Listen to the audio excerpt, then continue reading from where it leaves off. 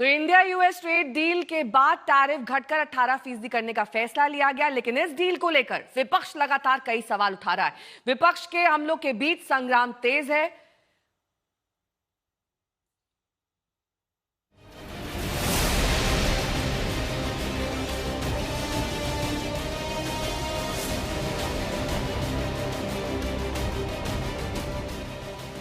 Modi Trump के बीच कई दौर की बातचीत, कई दौर का मंथन, कारोबारी रणनीति, शानदार कूटनीति। नतीजा, अमेरिका ने भारत को सबसे ज्यादा से सबसे कम टैरिफ वाले देशों में शुमार कर दिया।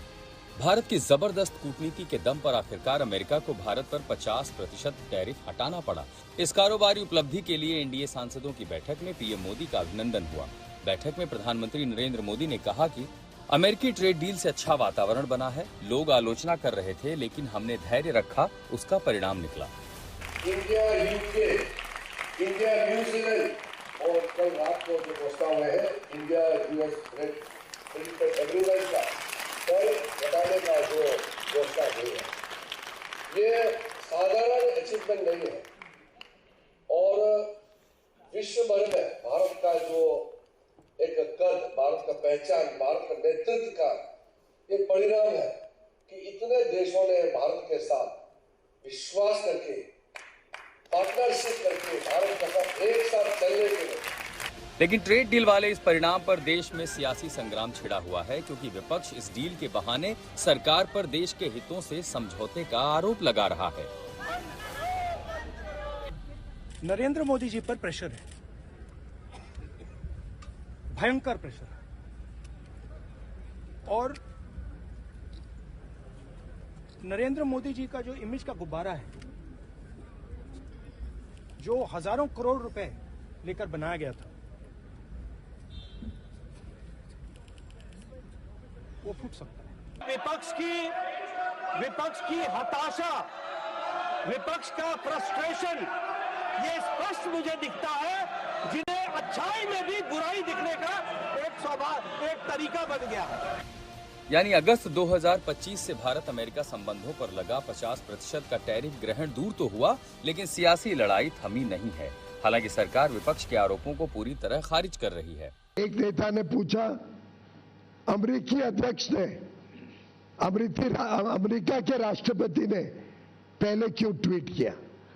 अरे भाई, रेसिप्रोकल टैरिफ तो अमेरिका ने लगाया था, अमेरिका ने रेसिप्रोकल टैरिफ कम करना था।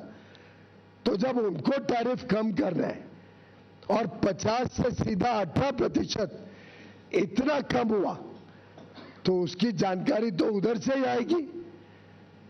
स्वाभाविक है कि उनको टैरिफ कम करना है, तो उसकी जानकारी राष्ट्रपति माननीय डोनाल्ड ट्रंप जी देंगे। इस बीच इंडिया यूएस ट्रेड डील पर मुहर के बाद अमेरिका पहुंचे विदेश मंत्री एस जयशंकर ने वॉशिंगटन में अमेरिकी विदेश मंत्री मार्को रूबियो से मुलाकात की।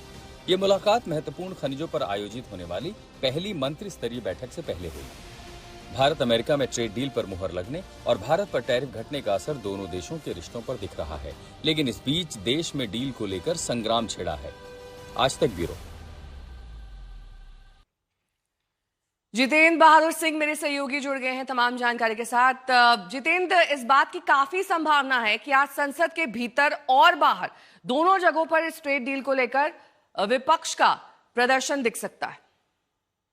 बिल्कुल नेहा, विपक्ष जो है कल भी इस पूरे मुद्दे को लेकर के, जो अमेरिका के साथ ट्रेड डील हुई है उसको लेकर के संसद के अंदर और संसद के बाहर, राहुल गांधी जब संसद परिसर में मकर द्वार पर पहुंचे तो उन्होंने कई तरीके के आरोप सरकार के ऊपर उनके द्वारा लगाए गए ट्रेड डील को लेकर के, और उनके द्वारा कहा गया कि सरकार इन तमाम चीजों को लेकर के समझौता कर रही है।